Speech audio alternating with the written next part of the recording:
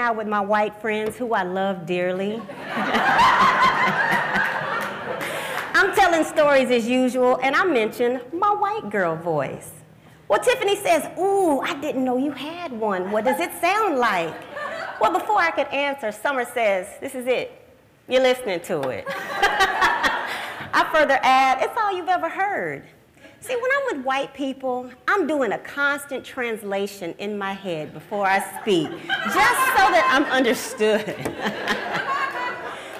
I wish they could just listen to the context.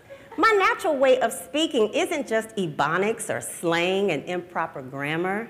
It's soulful, rhythmic, and creative. So one of my homegirls, a sorority sister from college, walks up. She's a black woman. She and I greet each other and caught up for a quick minute. What you get into this weekend? Girl, I put it on pause and shut it down. You will never guess who blew me up last night. Who? Remember that dude we used to call designer jeans? He wore those jeans with the white trim and the bling on the pocket. Girl, you really dusted that one off. I know, didn't I? What do you want? Talking about he want me to take him for a spin in my new whip. Boy, bye. I ain't got time. Well, when we finished, I turned my attention back to Tiffany and Summer, who now appeared puzzled and confused. You know, they're giving me those little tiny eyes like this. I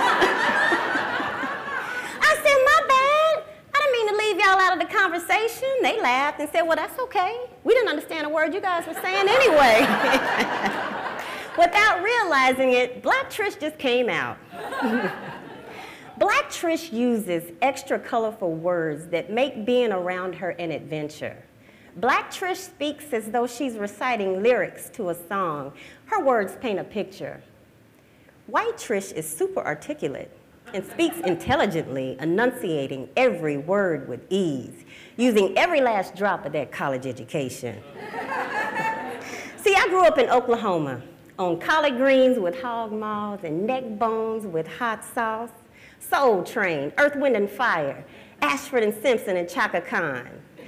Backyard barbecues with Uncle Ray Ray in the corner, sleep with a bottle of E&J in his lap, and Pookie and them playing slamming bones on grandma's kitchen table. Those are my roots. But in order to be taken seriously in this world where I am a strong minority, I knew there had to be another side that my white colleagues not only like, but they can relate to. Upon entering corporate white America, I learned quickly that white Trish was a necessity.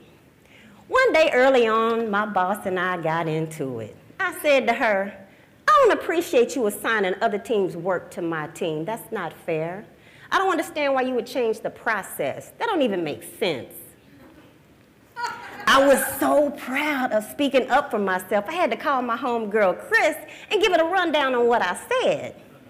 Well, she listened and then explained that I sounded like the typical angry black woman. Oh, really? There's such a negative stigma attached with that label. She's combative and unreasonable, you know, with the whole neck rolling attitude. That's not me. I'm none of those things. Chris continued to explain her point, and I could not disagree enough. She ain't black. She never had to walk a mile in my shoes. Whatever, Chris, not trying to hear you.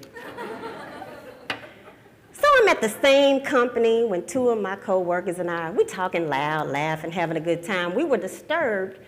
We disturbed a girl next door to us. So she stormed over on our side and screamed at us.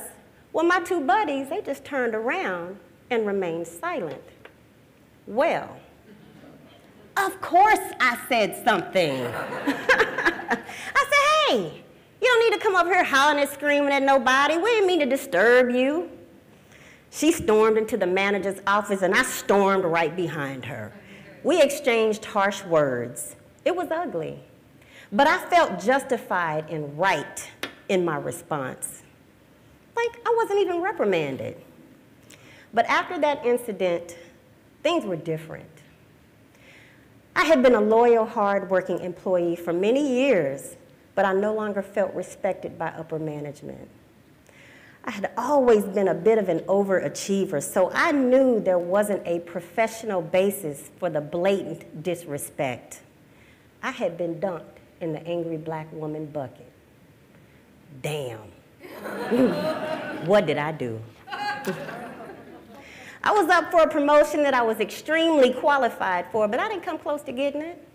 I watched coworkers that I trained pass right by me. I offered solutions to many of our team issues and ideas that would make us work harder and smarter and more efficient. It all fell on deaf ears. I watched every last person on my team move up, but I was invisible. Thinking back to that conversation I had with Chris, I realized she was right. I was the angry black woman. I thought long and hard about that label and what it meant to the longevity and the advancement of my career path.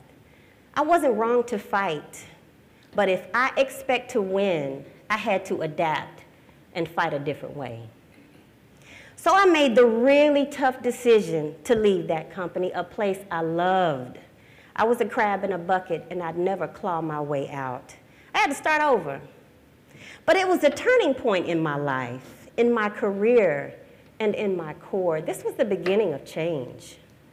Today, I confront conflict with a lower, slower tone, with facts, no emotion. I speak with a smile, with purpose. The current process we have in place today has been successful. Each team member has always written up their own issue. It's my understanding that you're considering a change to this process. Is there any specific reason why?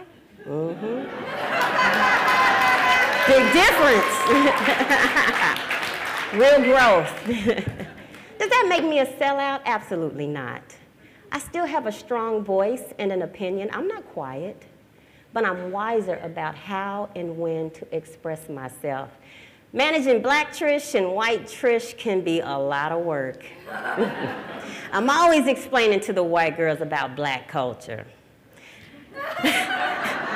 And ooh-wee, have I changed through the eyes of my family. To them, I'm the white girl.